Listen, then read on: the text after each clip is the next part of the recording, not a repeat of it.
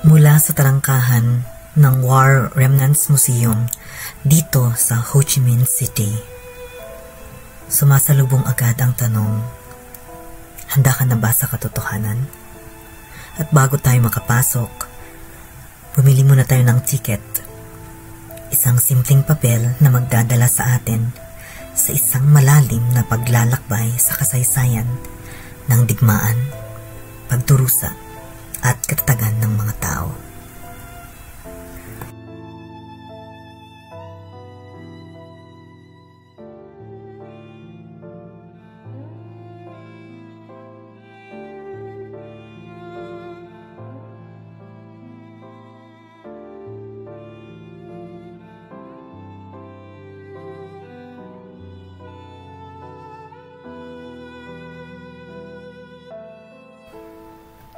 Pagpasok pa lang, bumungod na agad ang mga dambuhalang tangke, eroplanong pandigma, at helicopter na parang mga halimaw ng nakaraan. Mga instrumentong minsang ginamit sa giyera, ngayon tahimik na saksi ng mga kwento ng kahapon.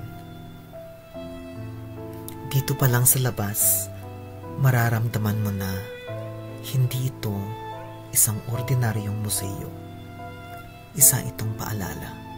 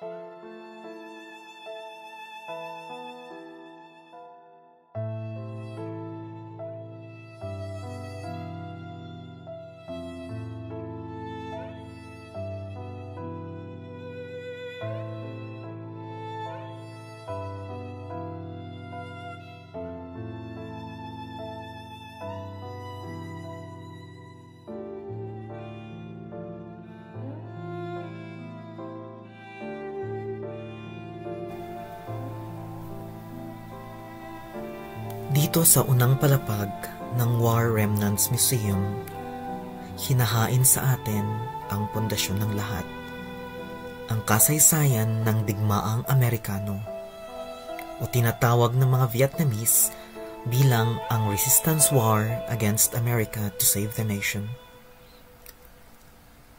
Ang digmaang ito ay hindi basta away sa pagitan ng dalawang bansa.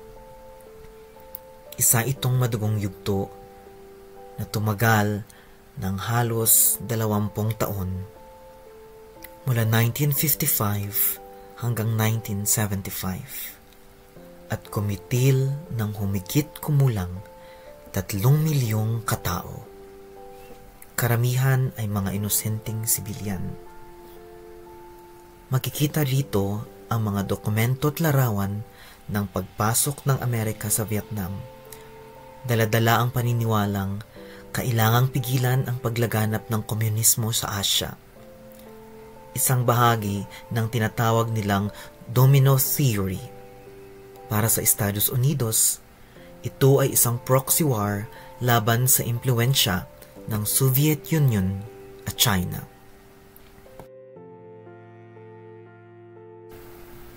Noong 1964, matapos ang Gulf of Tonkin Incident, isang kontrobersyal na sagupaan sa dagat, ginamit ito bilang dahilan ng Amerika para tuluyang magpadala ng kanilang mga tropa.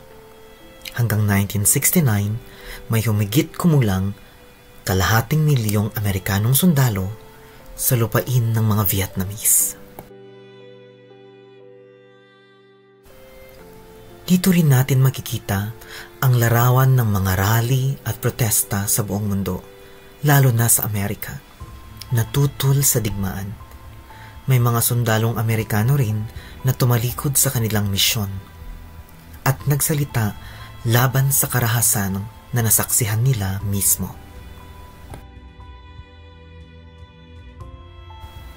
May mga display tungkol sa napakalakas na pagbobomba sa hilagang Vietnam gamit ang B-52 bombers at ang pagwasak sa mga kabundukan at kabukiran sa pamamagitan ng napakadelikadong kemikal. Isa na rito ang kilalang Agent Orange na tatalakayin natin sa mga susunod na gallery. At syempre, hindi mawawala ang kwento ng mga Vietnamese mismo. Ang kanilang pagbuo ng mga tunnel, tulad ng sa Cu Chi, ang mga gerilang kalalakihan at kababaihan, at ang di matitinag na paninindigan nilang depensahan ang kanilang bayan sa harap ng malupit na teknolohiya ng giyera. Habang lumilibot ka rito, bawat larawan, bawat sipi ng pahayagan ay parang sigaw mula sa nakaraan. Hindi kami sumuko. Hindi lang ito kasaysayan. Ito'y pagpapatotoo sa tibay ng isang bansa sa gitna ng lagim. Malugod ba tayong babati ng maligayang pagdating sa ganitong silid? Hindi. Sapagkat ang War Crimes Gallery ay isang lugar na hindi ka maaaliw, kundi ng aral, isang pagsilip sa pinakamaitim na bahagi ng isang digmaan. Sa pagpasok mo sa silid na ito, bumubungad ang matitinding larawan. Walang filter, walang pagtatakip. Dito mo makikita ang mga larawan ng mga sibilyan, mga ina, mga bata, mga matatanda, na hindi lumaban pero sila ang pinaslang. Isa sa mga pinakakilalang kaso ang My Lai Massacre noong March 16, 1968. Humigit kumulang 500 kataong Vietnamese. Karamihan ay babae, sanggol at matatanda ang pinatay ng mga tropang Amerikano sa isang baryo.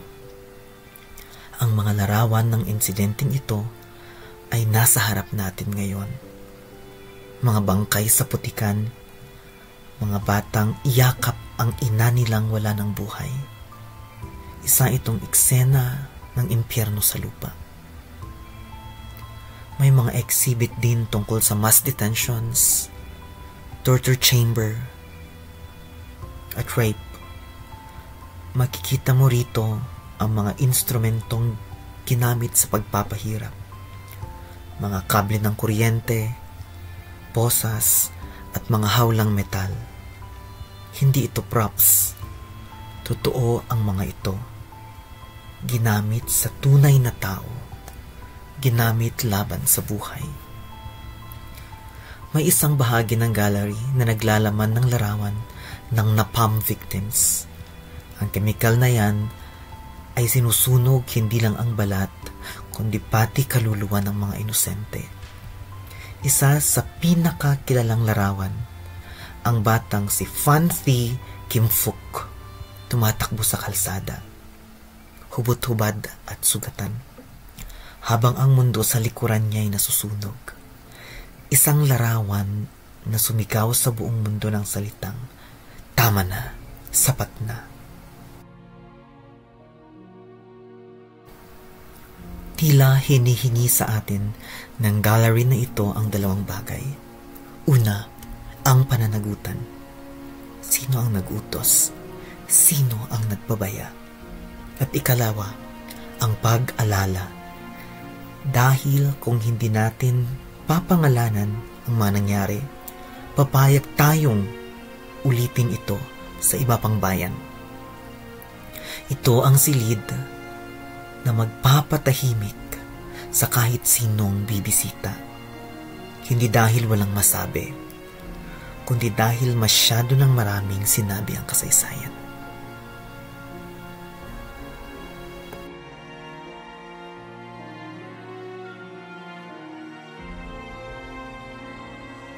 Sa labas, baka may mga batang naglalaro. Sa loob ng silid na ito, naaalala natin ang mga batang hindi na muling makakalaro. Kaya sa bawat hakbang dito, isiping hindi ito para lang makita, kundi para matuto.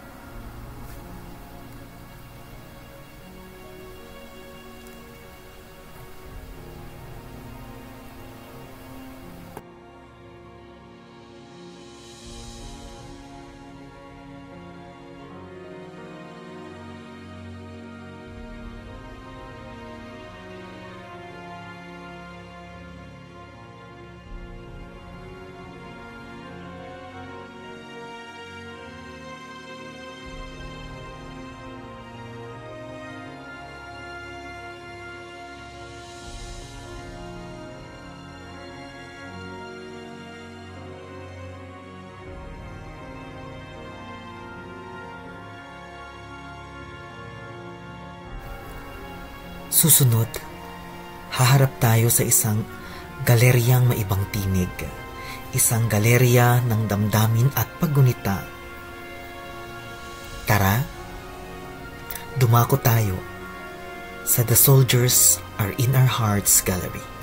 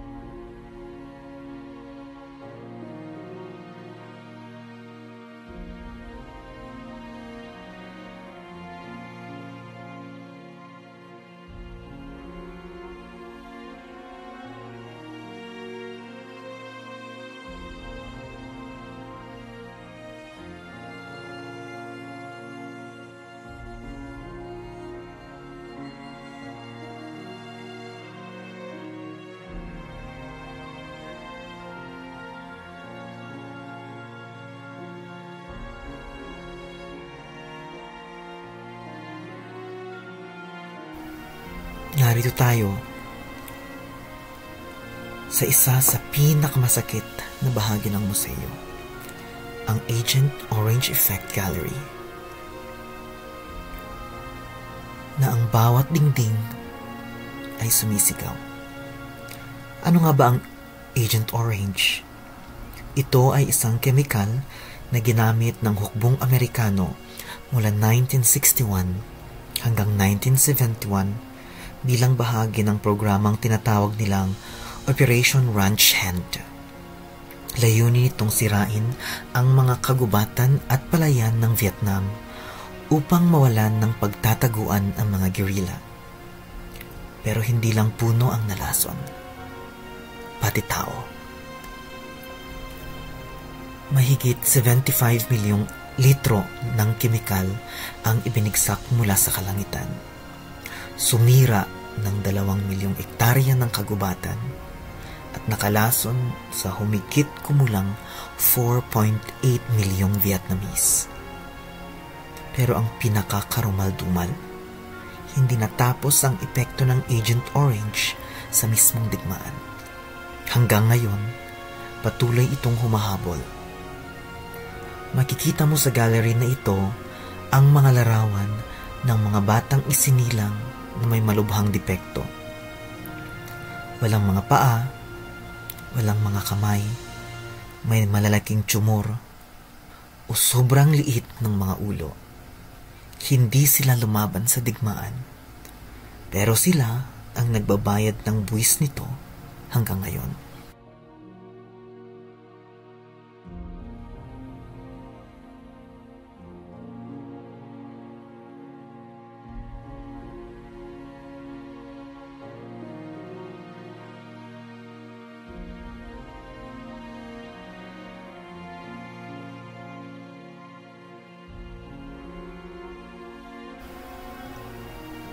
At hindi lang sa Vietnam, pati ilang Amerikanong veterano na na-expose sa Agent Orange ang nakaranas ng cancer, Parkinson's at reproductive issues. Marami sa kanila ang nanindigan, nakipaglaban hindi na sa giyera, kundi para sa hustisya at kompensasyon.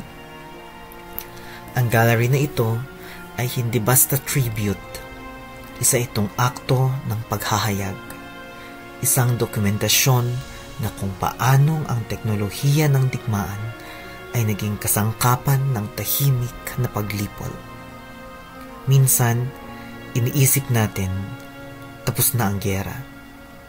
Pero sa gallery na ito, natututunan natin ang digmaang kemikal ay hindi natatapos sa ceasefire. Ang epekto nito, na ipapasa sa dugo, sa laman, sa susunod pang henerasyon. Kaya habang nililibot natin ang silid na ito, mag-ingat. Hindi lang dahil sa bigat ng mga emosyon, kundi dahil sa responsibilidad ng kaalaman. Kung nakita mo ito, hindi ka na inosente.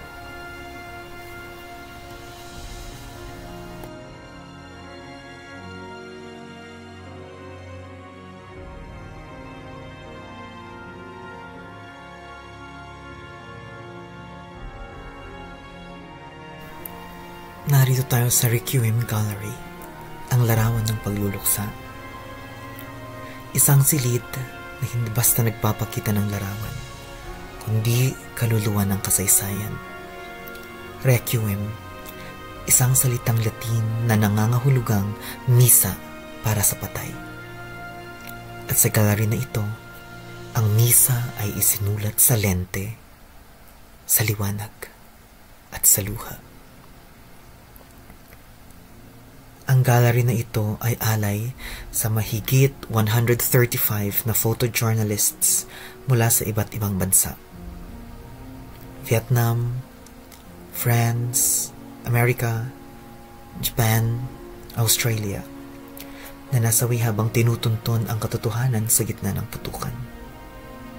Kasama rito ang mga kilalang pangalan tulad nila Robert Capa, Larry Burroughs, Henry Hewitt, at Dana Stone. Mga taong hindi sundalo pero sumuong sa giyera para ilahad ang katotohanan. Makikita rito ang ilan sa pinakakilalang litrato ng Vietnam War. Mga bata sa gitna ng guho, sundalong nakatitig sa kawalan, paslit na umiiyak habang tinatakbuhan ang isang nasusunog na nayon. Mga larawang hindi basta kuha, kundi sigaw. Sa pinaka tumitining na kuha ay ang larawan ng isang sundalong nasugatan, hawak-hawak ng kanyang kasamahan habang sinasaklolohan. Hindi mo maririnig ang iyak nila, pero ramdam mo. Hindi mo kailangan ng caption, sapagkat ang sakit malinaw. At habang tinitignan natin ang mga larawang ito, isang bagay ang tumatagos. Ang mga kwentong ito ay hindi kathang-isip. Ang dugo ay totoo. Ang takot ay totoo. At ang mga pumanaw, hindi lang mga pangalan sa tabing, kundi mga mata na minsang tumingin sa digmaan para tayo ay makita. Ang silid na ito ay hindi para sa papuri. Ito'y para sa pagninilay sapagkat ang kamera ay hindi sandata, ngunit sa kamay ng matapang, nagiging sandigan ng katotohanan.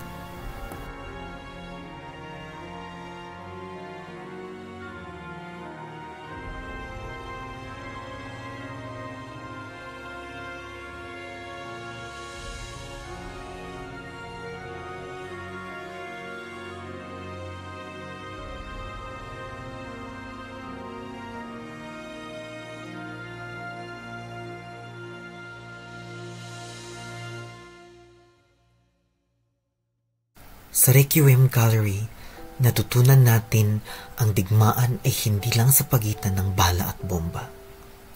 Minsan, ito ay labanan para sa hindi natin makalimutan. At sa bawat litratong narito, may isang mensahe. Tandaan mo lagi.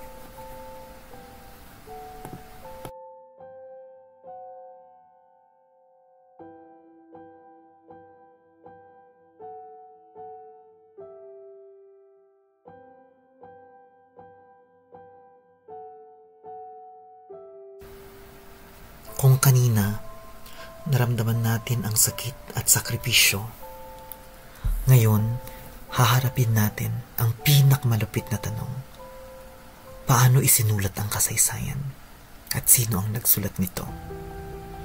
Ang gallery na ito'y tila paglilitis, hindi laban sa isang bansa, kundi laban sa pagsisinungaling.